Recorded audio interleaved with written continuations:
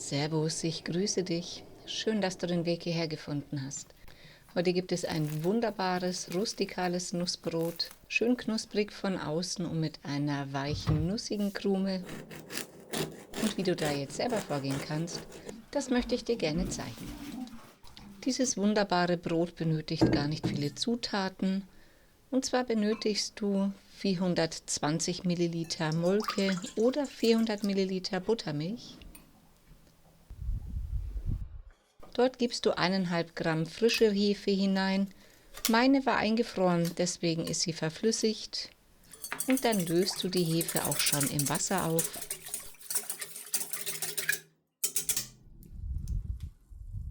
Nun kommt das Wichtigste, und zwar 400 Gramm Weizen-Vollkornmehl und 200 Gramm Weizenmehl Typ 550. Und jedes gute Brot benötigt natürlich Salz und davon brauchen wir 10 Gramm davon. Für den Gesundheitsbooster gibt es 20 Gramm Leinsamen, gut für die Verdauung, und 5 Gramm Flohsamenschalen, perfekt für die Blutzuckerregulierung. Nun kann die Schüssel in die Küchenmaschine gegeben werden und lasse dir aus den Zutaten einen kompakten Teig kneten.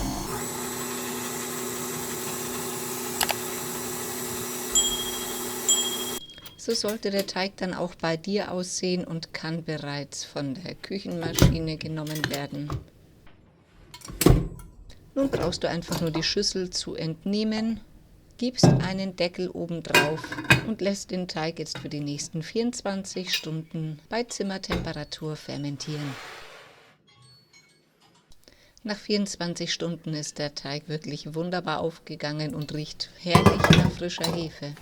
Wieder zurück in die Küchenmaschine, Knethaken rein und dann kommen auch noch 150 Gramm ganze Haselnüsse sowie 150 Gramm Walnüsse dazu. Die Zutaten dürfen jetzt auf Stufe 2 für ca. 2 Minuten miteinander verbunden werden.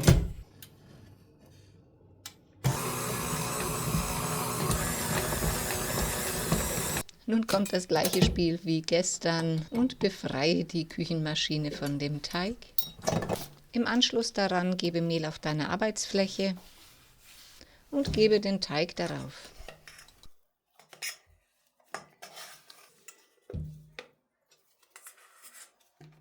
Nun lege und falte den Teig ein paar Mal.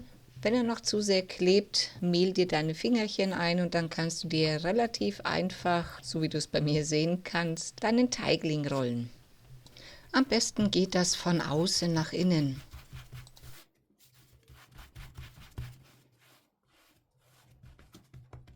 Nun bemehle dir dein Gärkörbchen oder ein Körbchen, wo du ein bemehltes Tuch drinnen hast, und lege auch schon den Teigling bäuchlings hinein.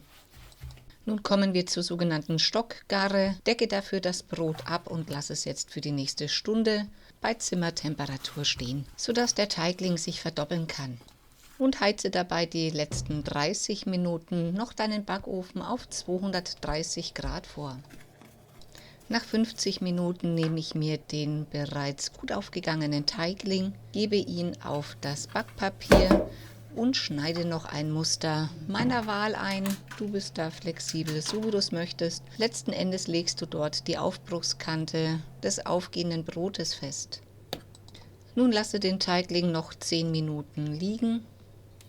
Außerdem richte dir eine feuerfeste Schüssel, gebe heißes Wasser hinein und lasse den Backofen damit weiter vorheizen, um das Brot mit viel Dampf auszubacken.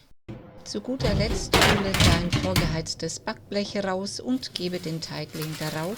Dieser kann sofort in den Backofen gegeben werden und reduziere dabei die Temperatur auf 200 Grad. Und lasse das Brot für die nächsten 30 Minuten mit Dampf und die letzten 20 Minuten ohne Dampf knusprig ausbacken.